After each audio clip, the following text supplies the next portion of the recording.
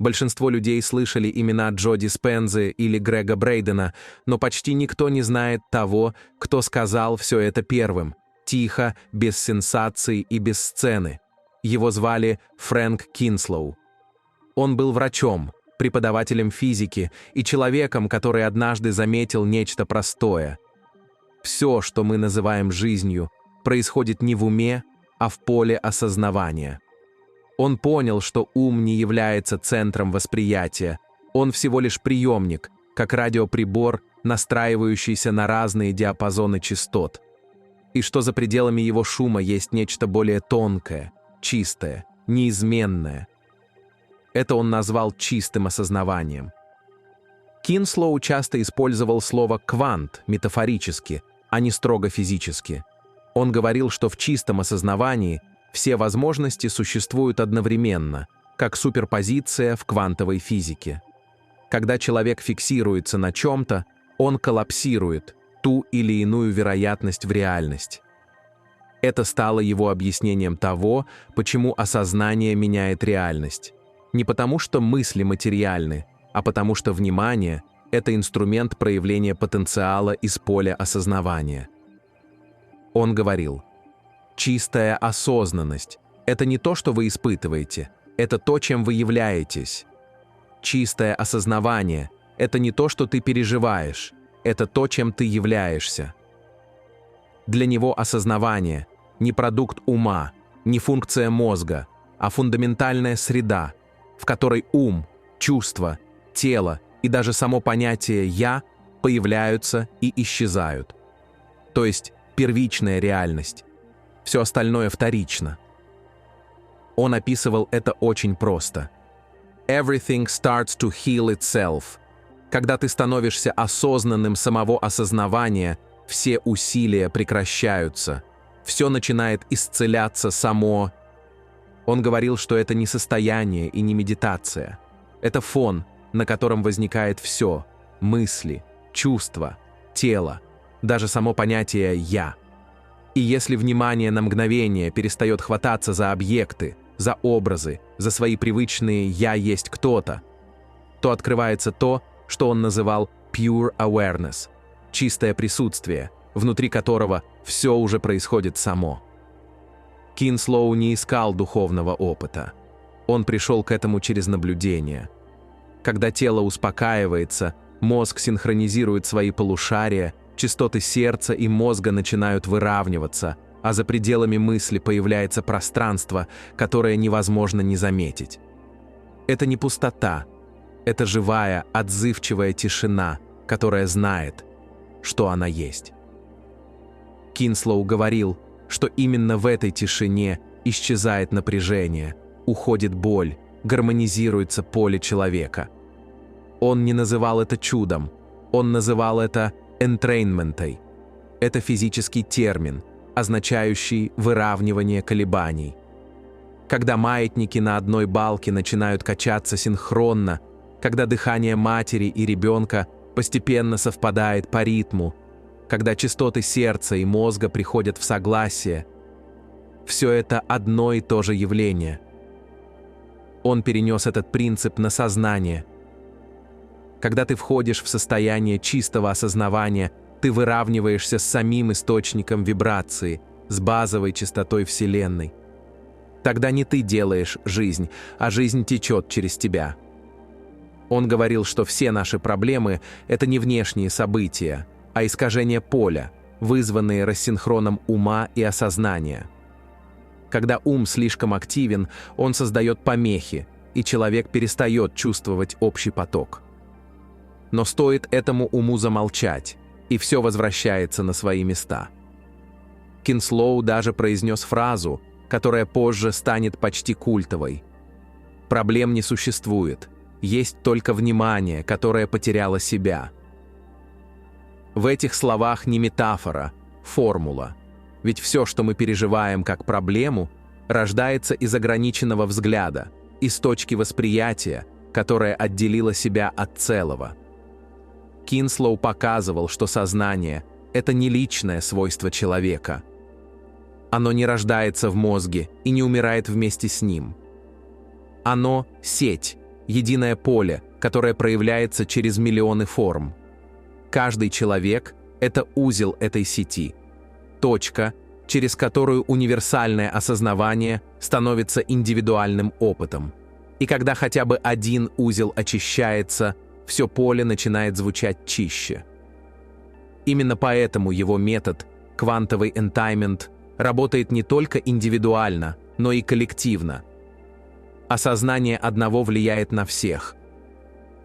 Он говорил: «Ты не исцеляешь других, ты просто перестаешь мешать гармонии проявляться». Современная физика постепенно подошла к этому языком формул. Пенроуз назовет это моментом коллапса волны вероятности. Диспенза – вхождением в квантовое поле возможностей. Но Кинслоу пришел туда через прямой опыт, без формул, без приборов. Он показал, что сознание – не процесс, а фон бытия, и когда человек осознает этот фон, реальность начинает перестраиваться без усилий. Не потому, что он создал новую реальность, а потому что вернулся в резонанс с той, что всегда была. Для Кинслоу медитация не была практикой. Это было напоминание. Он говорил: «Ты не должен достигать осознанности. Ты ею являешься. Просто перестань прятать ее за мыслями». Это звучало слишком просто для мира, привыкшего к техникам, усилиям и духовным марафонам. Он не предлагал пути, он предлагал выход из него. И именно поэтому его имя почти забыто. Ведь то, что не требует усилий, не продается. Но если сегодня мы говорим о едином поле, о чистоте благодарности, о том, как внимание изменяет реальность, все эти нити тянутся оттуда, от его открытий. Он стоял на стыке науки и тишины, там, где заканчиваются слова и начинается осознавание. Он не разрушал законы физики. Он показал, что они действуют и на уровне ума, и на уровне духа. Он говорил: когда ты осознаешь осознавание, ты возвращаешься в дом, где никогда не было дверей. И в этом доме нет наблюдателя и наблюдаемого, есть только само осознавание, которое видит себя. На самом деле поле создает материю, поэтому, изменяя поле, вы изменяете материю. Это великая тайна, которая известна всем, кроме нас, на Западе. Практически любая другая культура, которую мы посещаем, будь то монастыри в Египте, Тибете, Индии, Боливии или Перу, знают об этом опыте, который мы можем пережить внутри своего тела. Его влияние на мир каким-то образом существует, но наша наука исторически не допускала такого. Мы начинаем понимать, что здесь наука ошиблась. Есть два ключевых допущения современной науки, от которых она теперь постепенно отказывается. Во-первых, пространство, которое мы считаем пустым, на самом деле не так пусто, оно наполнено живой сущностью, живым веществом, которое мы только начинаем понимать. Во-вторых, есть некий канал, через который наш внутренний опыт влияет на мир вне нас. Есть нечто, что мы можем делать в своей жизни, чтобы влиять не только на физическое тело. Наши переживания и эмоции, а также переживания и эмоции других людей вокруг нас, буквально влияют на физическую реальность нашего мира. И это меняет все. Это опровергает все, во что мы на Западе верили о себе. Ежедневно, сознательно или бессознательно наши переживания физически влияют на наше тело и на окружающий мир.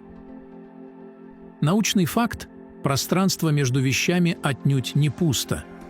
Оно наполнено пульсирующей живой сущностью, для которой еще не придумано единого термина. Некоторые называют ее квантовой голограммой, другие – разумом природы или разумом Бога, а иные – просто полем. В 1944 году отец квантовой физики Макс Планк обнаружил существование этого поля и назвал его матрицей. Он утверждал, что под всем, что мы видим, включая наше тело, лежит сознательный и разумный ум. Именно с его работ началось представление о том, что наши переживания способны влиять на физическую реальность.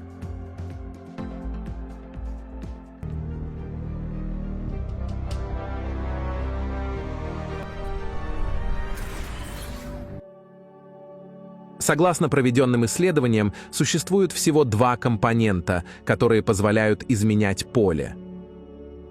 Вот пример. Ученые провели эксперимент с группой людей, обладающих целительными способностями.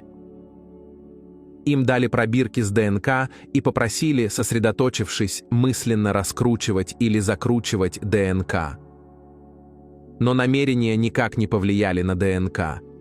Тогда ученые предложили участникам эксперимента открыть свои сердца, испытать возвышенные эмоции благодарности и любви и направить это чувство в поле.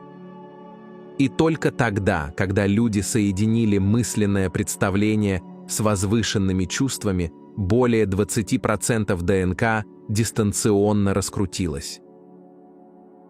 Таким образом, мысли, создающие электрический заряд в квантовом поле, и чувства, создающие магнитный заряд, формируют когерентное поле, способное влиять на материальную реальность.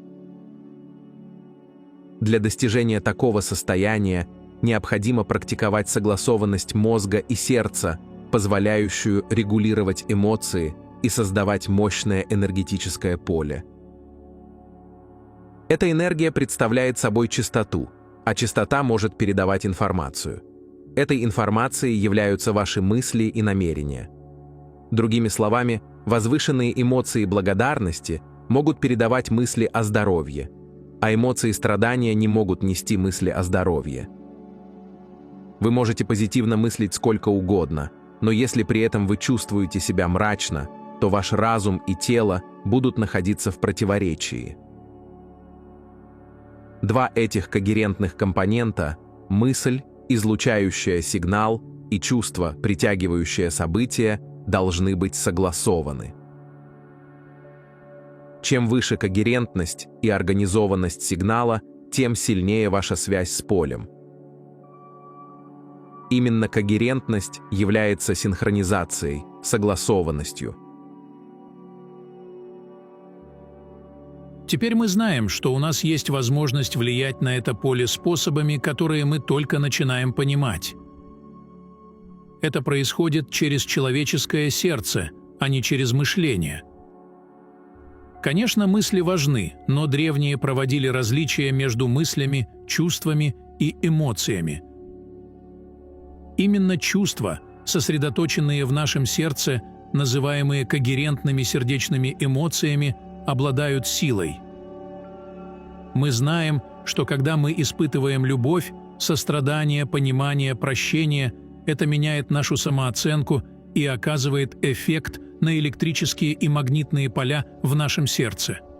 А эти поля буквально изменяют материальную реальность вокруг нас. Сердце создает намного более сильные магнитные и электрические поля, чем мозг. И теперь наука показывает, что, меняя поле, в котором находится атом, мы меняем сам атом. Мы состоим из этих атомов. Таким образом, чувства в нашем сердце, меняя поле, связывающее все сущее, буквально изменяют нашу физическую реальность. То, что для западной науки звучит чудесным, но для древних и коренных традиций это начальное понимание. Итак, наши чувства в сердце изменяют поле, связывающее все составляющие материального мира. Это позволяет нам буквально менять нашу физическую реальность, то, что для западной науки звучит поистине фантастическим. Но парадокс в том, что это так называемая «великая тайна», известная всем, кроме нас на Западе.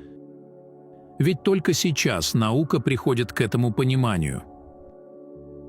В древних и коренных традициях это изначальное знание. Они исходят из того, что все взаимосвязано, и мы – часть этого. Затем они идут дальше, показывая, как создавать эффекты в своем теле, чтобы исцелять себя и других.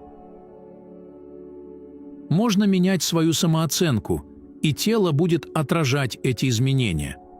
Это вовсе не медленный и не растянутый во времени процесс. Все может произойти очень быстро, буквально за считанные минуты. Когда людей охватывает реакция борьбы или бегства, они находятся под властью гормонов стресса, а их возбужденный мозг работает в высокочастотном бета-диапазоне. В таком состоянии высокого возбуждения человек пытается контролировать и предсказывать все в своей жизни.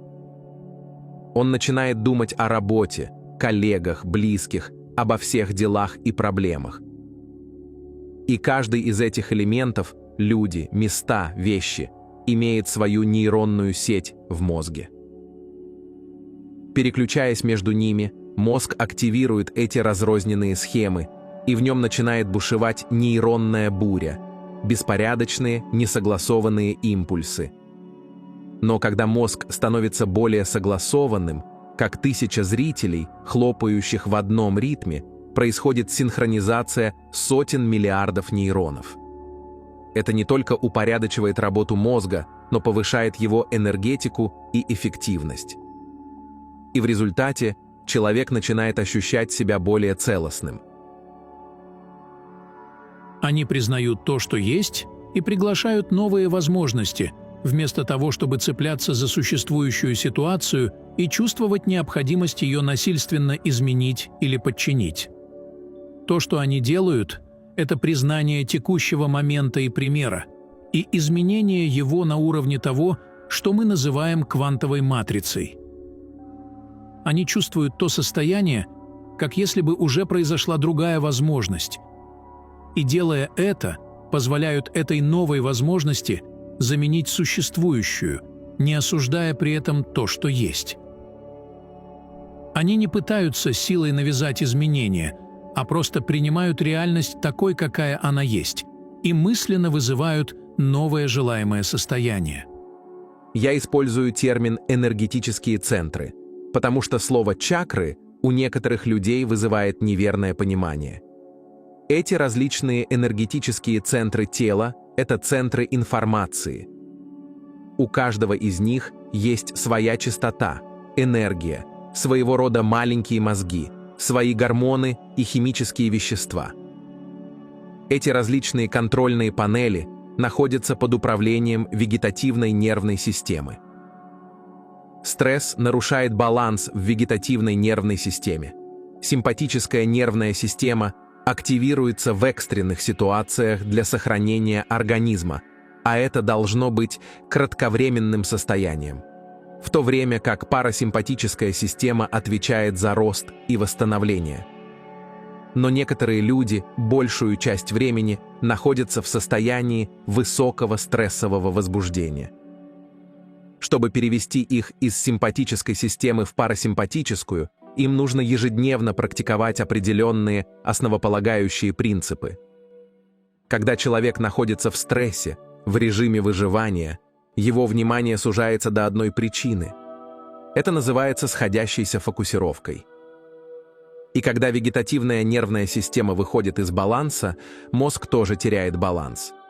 Когда мы фокусируемся на причине стресса, это приводит к нарушению когерентности в различных энергетических центрах тела.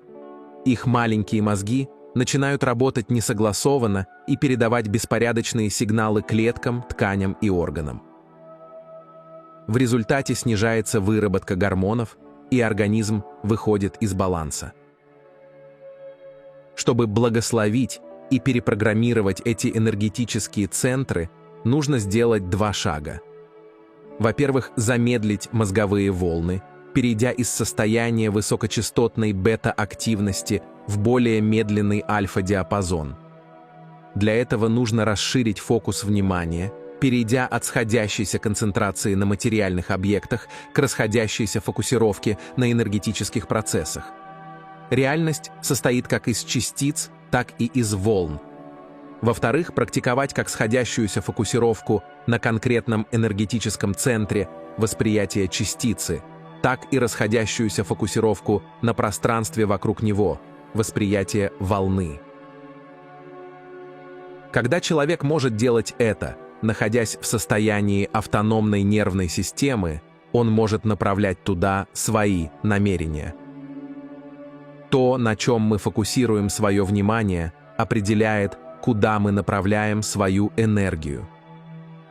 Когда мы посылаем согласованные сигналы клеткам и тканям, это меняет сознание человека и его мыслительные паттерны.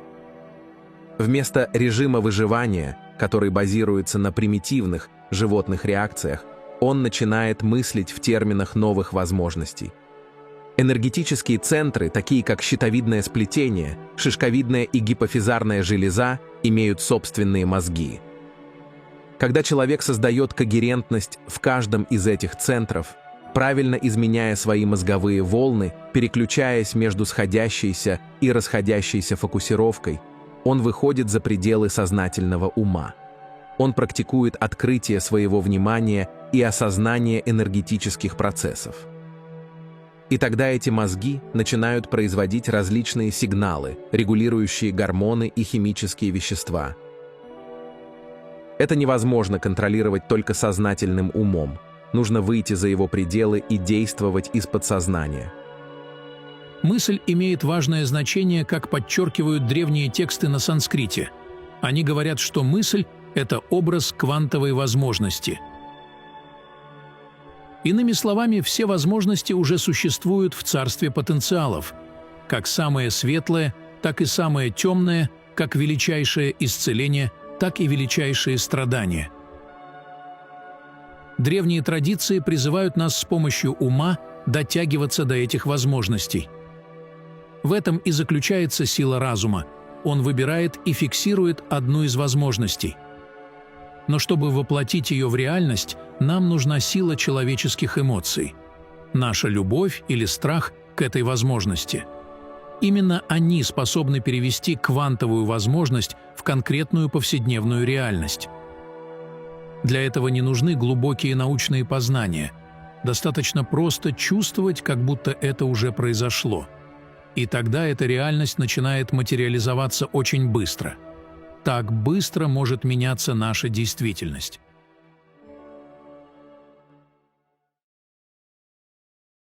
Мы идентифицировали и открыли научным путем поле энергии, реальной матрицы, которая функционирует в трех очень точных аспектах. Эта матрица, во-первых, является контейнером для самой Вселенной и для всех событий, которые могут происходить во Вселенной. Во-вторых, является мостом между нашим внутренним и внешним мирами.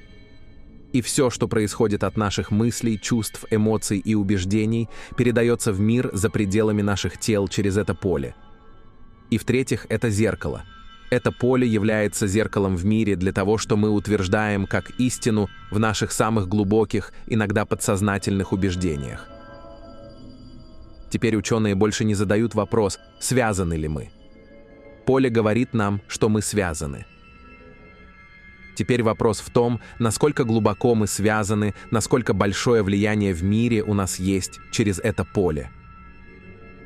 И ответ – реальное применение научных экспериментов не только подтверждают, что мы глубоко связаны с миром, но они также подтверждают, что эта связь настолько фундаментальна, что начинается в самом ядре нашего существования, с нашей ДНК, где мы взаимодействуем с жизнью и самой реальностью.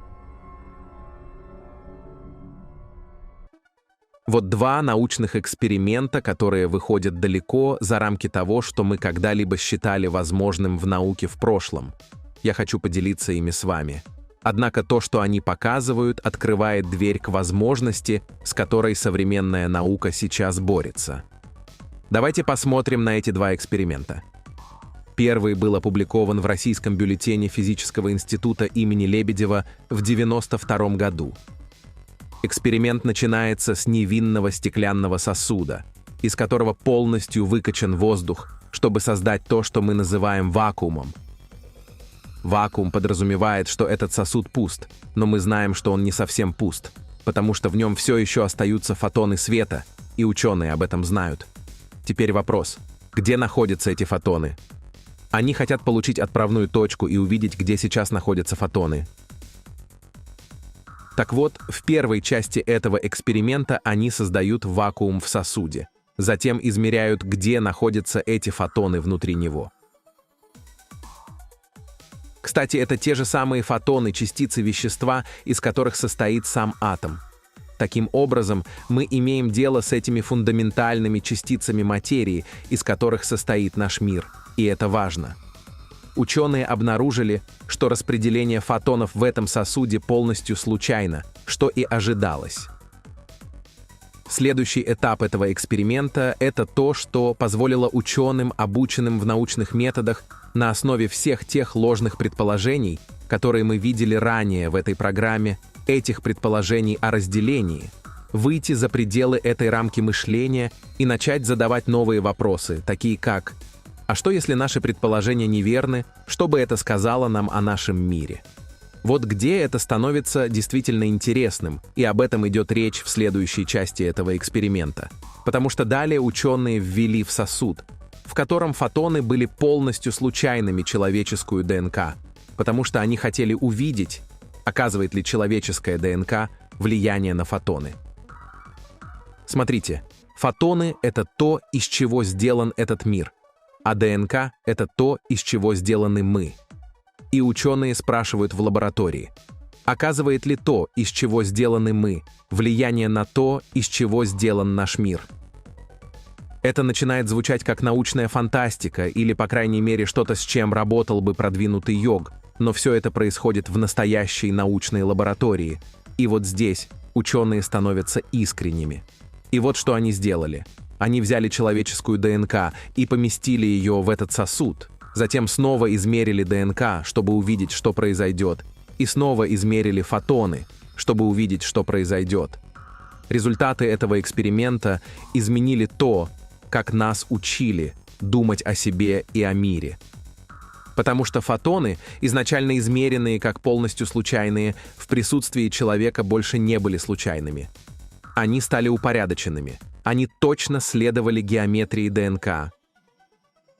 ДНК оказывала прямое влияние на фотоны. То, из чего сделаны мы, оказывает прямое влияние на то, из чего сделан наш мир.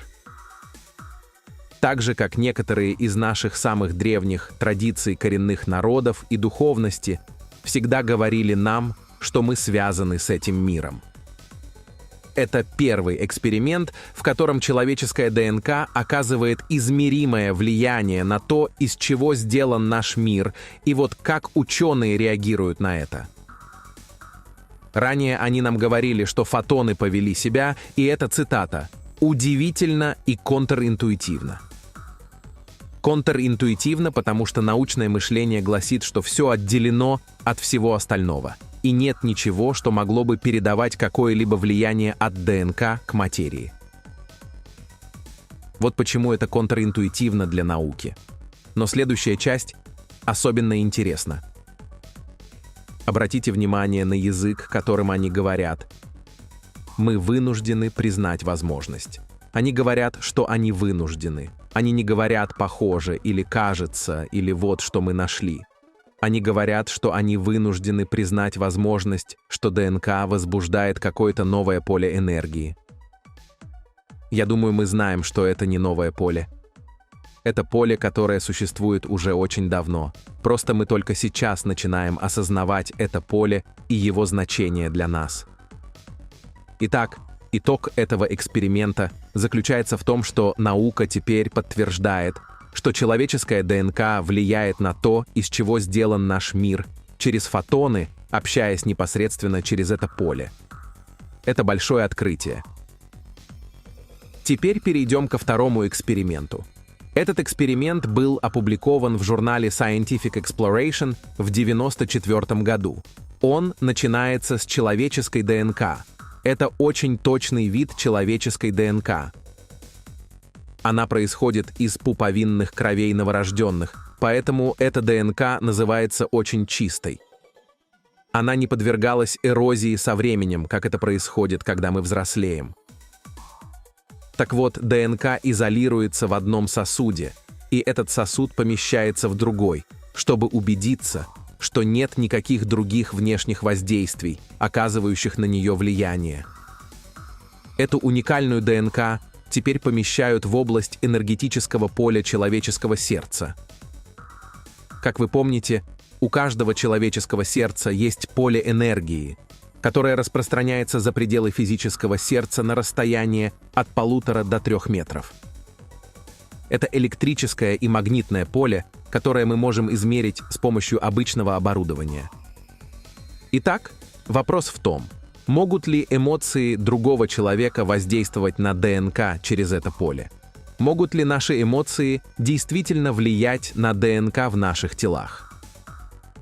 Прежде чем я расскажу вам о эксперименте, позвольте мне рассказать немного о том, почему это важно.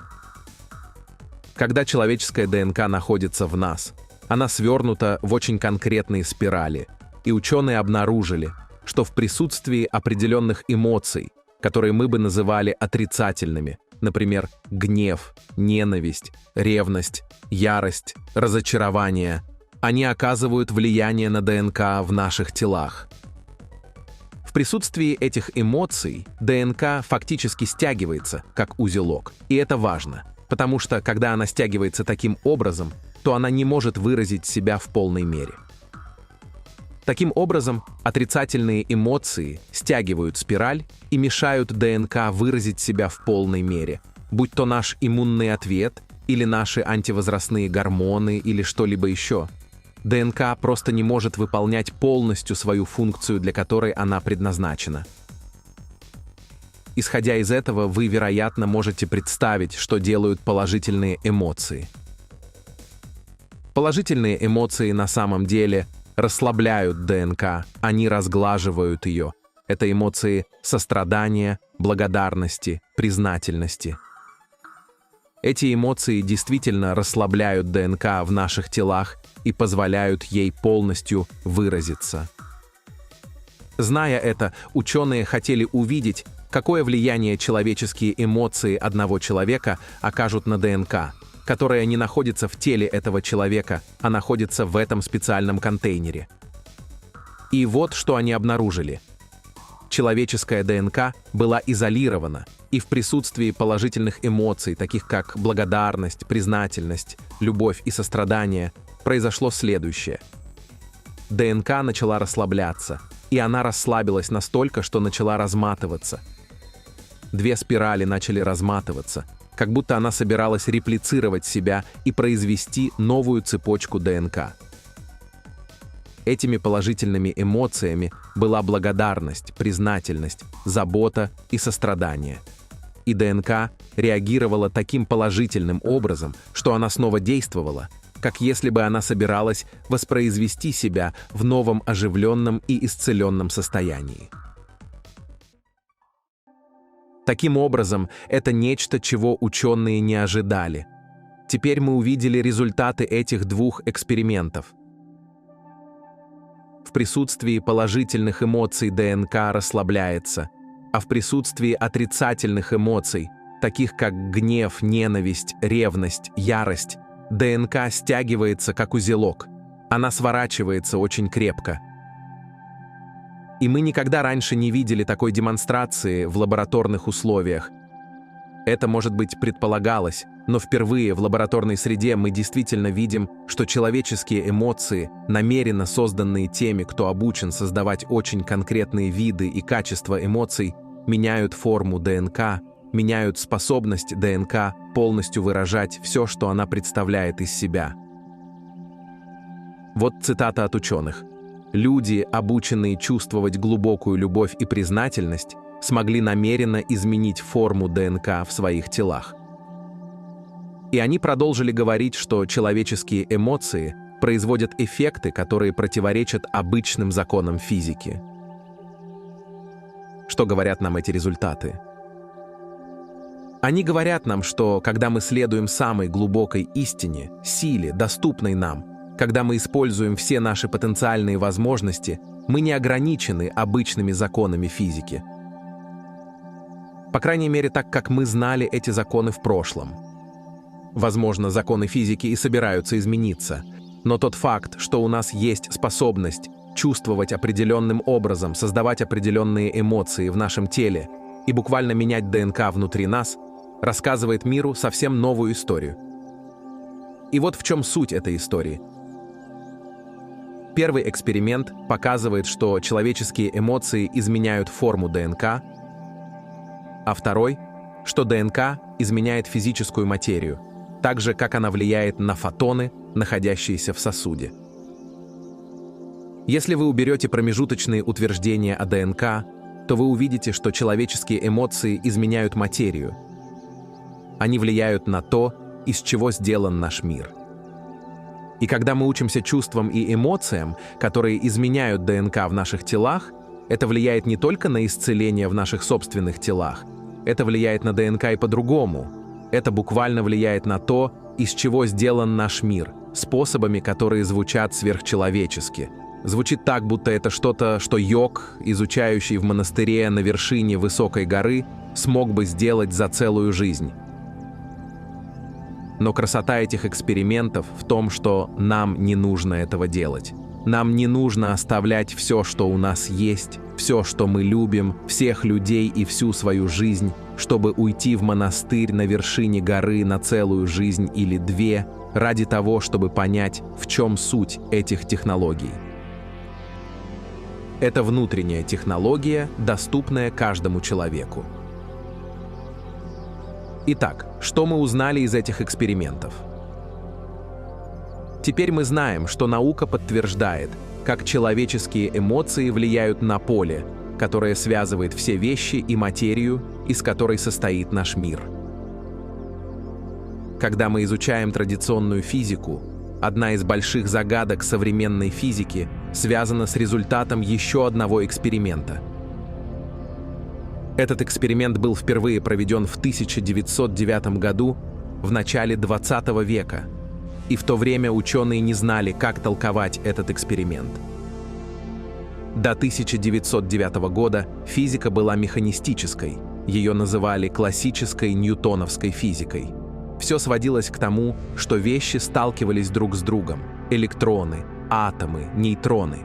Но новая физика, которая развивалась в то время благодаря теориям, разработанным на рубеже XIX и XX веков, говорила, что происходит что-то еще на уровне очень маленьких и очень больших вещей, на уровне галактик и очень маленьких частиц. Это квантовая физика, и эксперимент, о котором я говорю, был известен как очень знаменитый эксперимент с двумя щелями, проведенный еще в 1909 году. И загадка заключается в том, что его результат зависит от того, наблюдает ли кто-то за экспериментом. Каким-то образом наблюдение фактически определяло, как будут вести себя эти частицы света. Когда никто и ничто не наблюдало, частицы вели себя одним образом, а когда кто-то или что-то наблюдало за ними, частицы вели себя по-другому. И вот в чем разница. В одних условиях частицы оставались частицами, а в других условиях – волнами. Таким образом, теперь мы говорим на квантовом уровне о разнице между частицами и волнами. Это одна и та же энергия, выражающаяся в очень разных формах. Сейчас это будет действительно важно, потому что мы только что говорили о способности человека создавать эмоции, которые влияют на их ДНК. Они влияют на то, из чего сделан наш мир, и теперь мы говорим о том, что то, из чего сделан наш мир, ведет себя по-разному. Иногда это частица, иногда это волна, в зависимости от того, наблюдается оно или нет. Имеющиеся последствия для исцеления, последствия для молитвы, последствия для удаленного исцеления в контексте этих открытий приобретают совершенно новый смысл. Мы знаем, и это научно доказано, что молитва оказывает влияние, и проведено уже множество исследований на эту тему. И вопрос заключается в том, как молитва может оказывать влияние на другом конце планеты. И все же она оказывает, и статистические данные показывают, что люди чувствуют себя лучше, если они болеют или проходят операцию, то те, за кого молятся, чувствуют себя лучше, восстанавливаются быстрее, испытывают меньше травм, кровотечений, отеков, синяков, чем те, за кого не молятся. Эти исследования очень хорошо документированы. Но почему это происходит? И как это происходит? И на этом мы сфокусируем внимание, потому что мы собираемся перейти к следующему уровню. Мы собираемся пойти еще дальше, потому что это связано с тем, что мы называли в прошлом чудесами или мистикой. Чудо – это только чудо до тех пор, пока мы не поймем научное объяснение, а затем оно становится технологией, и это становится тем, что доступно каждому из нас. Хотя эффект наблюдателя был впервые задокументирован во время первых экспериментов с двойным щелевым экспериментом в начале 20 века, как это часто бывает с этими очень важными экспериментами, этот конкретный был повторен позже в течение века с использованием еще более совершенного оборудования, новых идей и нового понимания. Я хотел бы поделиться с вами точным текстом того, что ученые из Института Вайцмана обнаружили, когда они повторили двойной щелевой эксперимент в 1998 году. Они провели высоко контролируемый эксперимент, демонстрирующий, как пучок электронов, эти квантовые частицы, подвержен воздействию акта наблюдения. Послушайте новую часть этого открытия. Ученые сказали, эксперимент показал, что чем больше наблюдений, тем больше влияния оказывает наблюдатель на то, что на самом деле происходит. Это было фактически отрапортовано в очень престижном журнале Nature в феврале 1998 года, том 391, если вы хотите самостоятельно проверить это. Этот эксперимент говорит нам, что не только мы тесно переплетены с миром вокруг нас и внутри нас, но чем больше фокуса, чем больше наше внимание, которое мы уделяем чему-то конкретному, тем больше происходит в нашей жизни. Это интересно, потому что мы уже знали об этом, если следовали принципам и духовным традициям. Например, в сутрах из Махаяна, буддийских традиций, есть утверждение, которое в основном сводит весь опыт Вайцмана к тому, что нам только что сказали в этом утверждении. Реальность существует только там, где разум создает фокус. Древние буддийские традиции не имели науки, но они точно понимали принцип. Они понимали механизм, в соответствии с которым мы создаем эту сходимость или пересечение мыслей, чувств и эмоций и создаем этот фокус, который является нами, наблюдающими мир вокруг нас. Именно переживание этой ситуации и тот факт, что она имеет такое мощное влияние на нашу жизнь, действительно свела с ума Альберта Эйнштейна. Это кусочек пазла, который Эйнштейн так и не смог разгадать. Он начал работу над этим еще в начале 20 века со своими теориями относительности и всегда искал объединенную теорию, теорию объединенного поля. Что я имею в виду под этим? В объединенной теории поля ученый, такой как Альберт Эйнштейн, создает единую историю, которая включает в себя все аспекты природы, физики и математики в одну согласованную историю о нас, нашей Вселенной, наших взаимоотношениях с ней. Теория объединенного поля остается до конца неизведанной. Ее еще предстоит обнаружить, и Эйнштейн, и весь мир поддерживали его мысль о том, что если кто-то может это сделать, то это только он. Вот где Эйнштейн застрял, и он фактически признал это перед своей смертью в начале 50-х годов. Он застрял, потому что ему не нравилась идея того, что мы настолько тесно связаны с нашей Вселенной, что мы могли бы оказывать влияние на нее, находясь в совершенно другом месте. У него было даже название для этого. Он назвал это жутким воздействием на расстоянии, потому что для него это было жутким.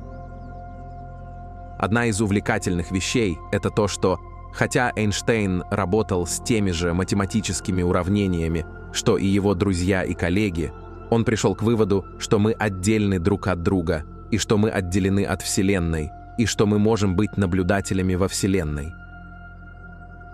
Однако близкий друг и коллега Альберта Эйнштейна, человек, который прожил гораздо дольше Эйнштейна и оказал огромное влияние на квантовую физику в Принстонском университете, профессор Джон Уиллер, ушел из жизни в 2008 году.